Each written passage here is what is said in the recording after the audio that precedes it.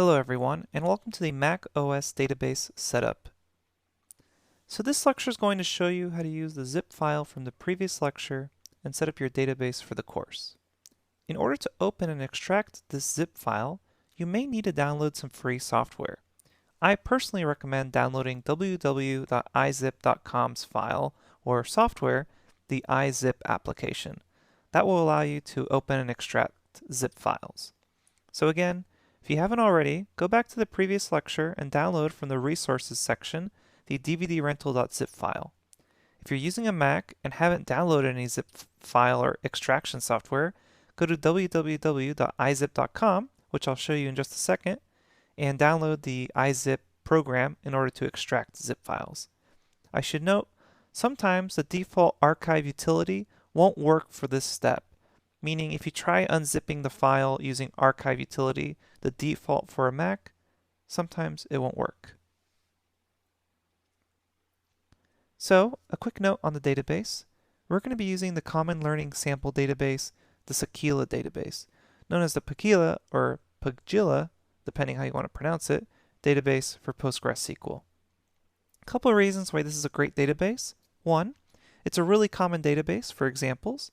And two, it's really easy to use as a reference tool.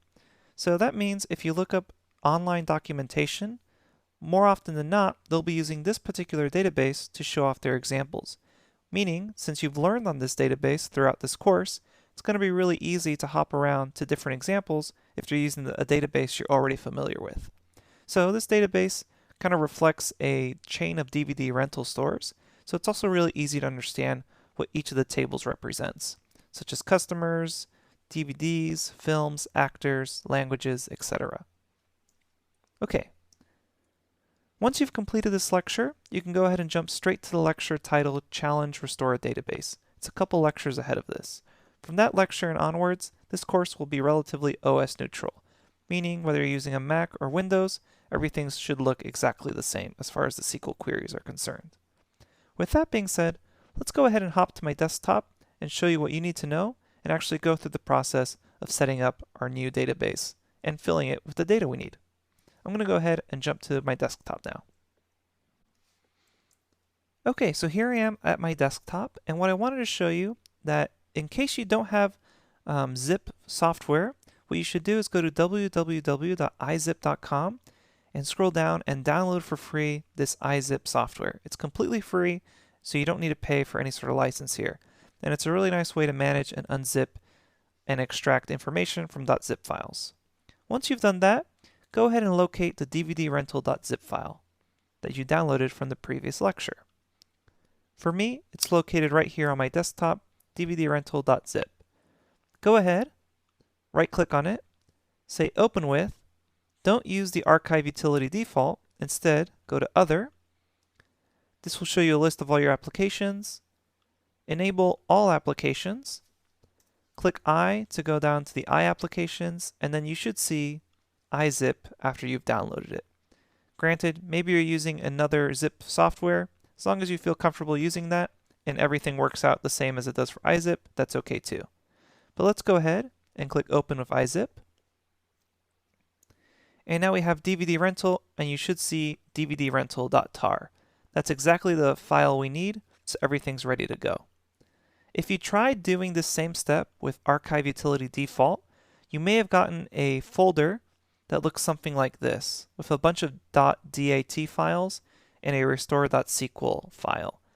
It's going to be a lot harder to use these files to restore the database, so make sure that when you extracted the database, it ended up giving you a .tar file. That's kind of important for the next step.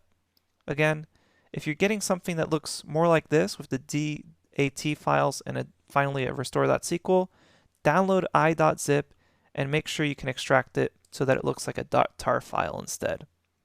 Okay, with that being said, once we have that all set up on our desktop, the next step is to restore the database in pgadmin.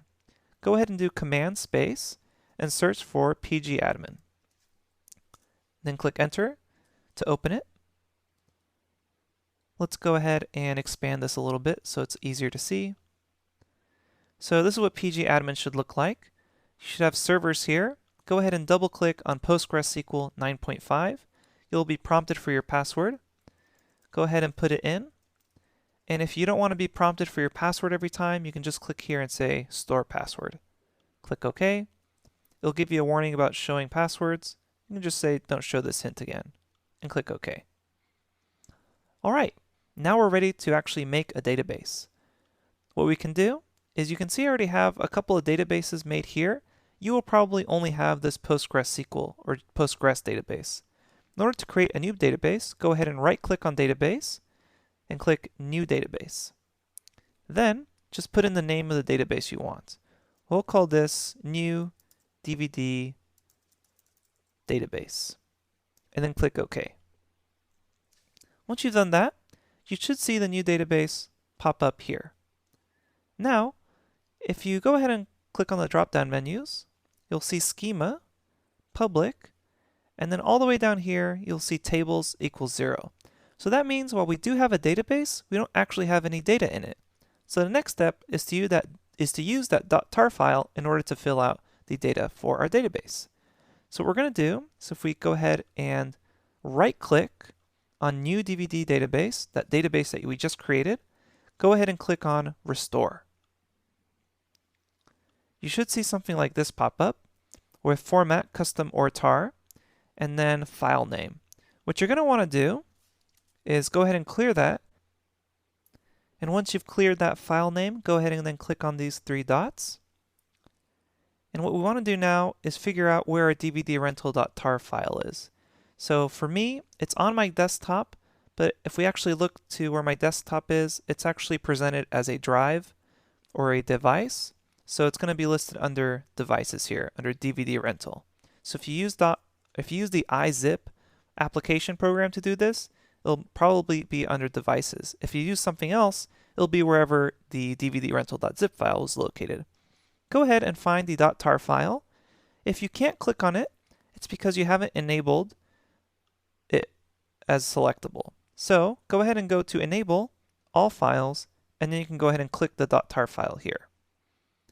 Then click Open, and then just click Restore. You should see some messages pop up, and then if process return exit code 0 means you're done, go ahead and click Done here. And if we go ahead and refresh this database, so New DVD Database, go ahead and click Refresh. And now if we scroll down to the tables, you have all the tables available to you, and your database is now full of data. So just to make sure everything's working correctly, go ahead and click New DVD Database, or whatever you decided to name your database.